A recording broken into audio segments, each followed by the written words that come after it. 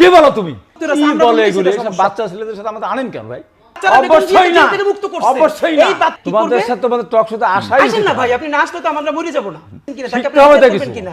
ভাই আমি শিখতে চাই আপনাদের কাছ থেকে, কিন্তু আপনি ভাই আপনার কাছে একটু জানতে চাইবো যে শাপলা হত্যাকাণ্ড এবং পিলখানা হত্যাকাণ্ড যে এখানে আসলো না, এটার ব্যাপারে আপনাদের কোনো মতামত আছে কিনা? না, শাপলা হত্যাকাণ্ড, পিলখানা হত্যাকাণ্ড আর 90-তে এক জিনিস না। মানে এটা যে আসেনি, মানে সেটা নিয়ে আপনাদের কোনো না, অবশ্যই এর বিচার তো হবেই। শাপলা চত্বরের হত্যাকাণ্ডেরও বিচার হবে, পিলখানা তো বিচার হবে। কিন্তু এটা ঘোষণাপত্রে আসার মতো গুরুত্বপূর্ণ মনে হয়নি। গুরুত্বপূর্ণ কেন হবে না? গুরুত্বপূর্ণ তো হওয়া উচিতই ছিল। তারপর এটা হবে। এই কতগুলো জিনিস আছে লিখলেই গুরুত্বপূর্ণ হলো না। তাহলে একই কথা, তাহলে 7 নভেম্বরও রাখা দরকার ছিল না, 90ও রাখা দরকার ছিল না, 71 থেকে চলে আসতাম না। 7 নভেম্বর একটা প্রেক্ষাপট, 90 একটা প্রেক্ষাপট, 24 একটা প্রেক্ষাপট, 71 একটা প্রেক্ষাপট, 52 একটা প্রেক্ষাপট। 47টা কেন নাই? 47টা তো আমাদের ব্রিটিশ বিরোধী আন্দোলনের একটা সমৃদ্ধ ফসল ওইটা। আর এই যে পিলখানা হত্যাকাণ্ড, এটা একটা আমাদের সশস্ত্র বাহিনীর মধ্যে একটা ষড়যন্ত্রের মধ্য দিয়ে একটা ঘটনা ঘটেছে। শাপলা চত্বর, ওটা যদি শাপলা চত্বর 4 এপ্রিল তারা চলে গিয়েছিল, তখন আমি জেলে ছিলাম। 5ই মে যখন তারা 4 জায়গায় অবস্থান নিল, তারপর হঠাৎ করে দেখলাম তারা এখানে চলে আসে। কিন্তু এটা না থাকার কারণে ওইটা তো রাজনৈতিক বিচারের গুরুত্ব অনুযায়ী বিচার তো হবেই। বিচারের গুরুত্ব ঠিক আছে, কিন্তু এটা রাজনৈতিক যদি 9 বছর আন্দোলন সংগ্রামের ফসল হলো না। 9 বছর আন্দোলনে যত মানুষ জীবন দিছে, তার থেকে অগণিত বেশি মানুষ শাপলায় জীবন দিছে না, পিলখানায় দিছে না, এবং তার চেয়েও বেশি কি 24-এ দিছে না? আমরা এটা করতে পারতাম। 24 আছে, 24 তো আছে, কিন্তু 24 তো হঠাৎ করে হয়ে যায় না। 36 দিনে 36 জুলাই চলে আসে নাই। এটা গত 16 বছরের দীর্ঘ লড়াইয়ের মধ্যে দিয়ে আসছে। 16 বছর লাগছে, 17 বছর লাগছে। এই 17 বছরে যতগুলো হত্যাকাণ্ড সংঘটিত হয়েছে, 36 দিনে তার চেয়ে বেশি হত্যাকাণ্ড সংঘটিত হয়েছে। এত অল্প সময়ে এত হত্যাকাণ্ড বাংলাদেশে কিন্তু সংঘটিত হয়নি।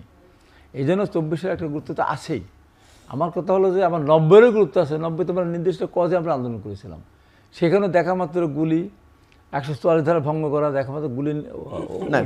আমার শুধু ছোট করে জানার বিষয় যে এটি না থাকার কারণে এটা বিচারের গুরুত্ব হারাবে। আমরা সব হত্যাকাণ্ডের বিষয় 71 আমি দাবি করছি, 71-এ যারা মানবতা বিরোধী অপরাধ করেছে, যারা বাংলাদেশের স্বাধীনতা বিরোধিতা করেছে, তাদের বিচার হওয়া উচিত।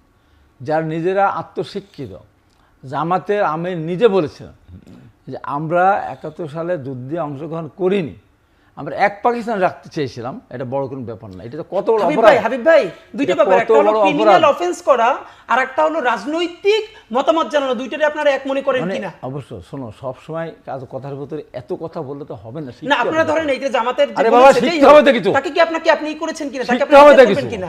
ভাই আমি শিখতে চাই আপনাদের কাছ থেকে, কিন্তু আপনি বলেন না যে জামাতের আমির বলেছে যে তোমাদের সাথে তোমাদের টক শোতে আসাই। আসেন না ভাই, আপনি না আসলে তো আমরা মরে যাব না।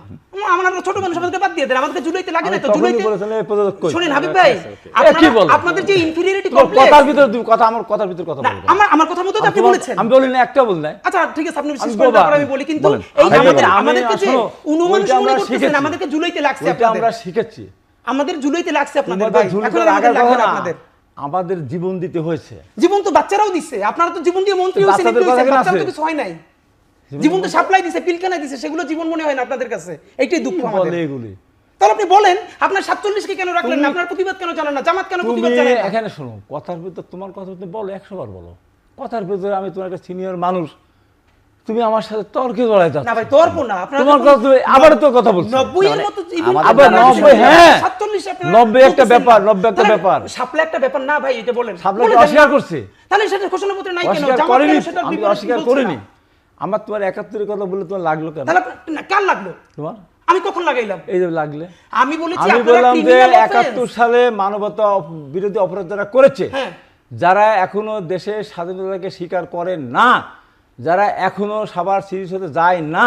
ভাই বাংলাদেশে কি এমন কোন দল এখন আছে যারা 71 স্বাধীনতা চায় না বা সেটির বিপক্ষে আছে? তারা স্বীকার করে না। তাহলে জামাতকে আপনারা ধরেন না কেন? তার পাশে দাঁড়ান কেন আপনারা? একটু বলতেছি, মির্জা ফখরুল ইসলাম আলমগীর সাহেব দাঁড়াইছে, তার পাশে জামাতের সেক্রেটারি দাঁড়াইছে, উনি কেন বলেন দাঁড়াতে পারে? পরিস্থিতির পরিপ্রেক্ষিতে দাঁড়াতে পারে। আপনারা বলবেন, আপনারা আমার কথাই বলবো না। আপনি বলবেন যে না দাঁড়াবো না, আমার কথা এই জামাতের সাথে আমরা দাঁড়াবো না, বিএনপি কেন দাঁড়াবো?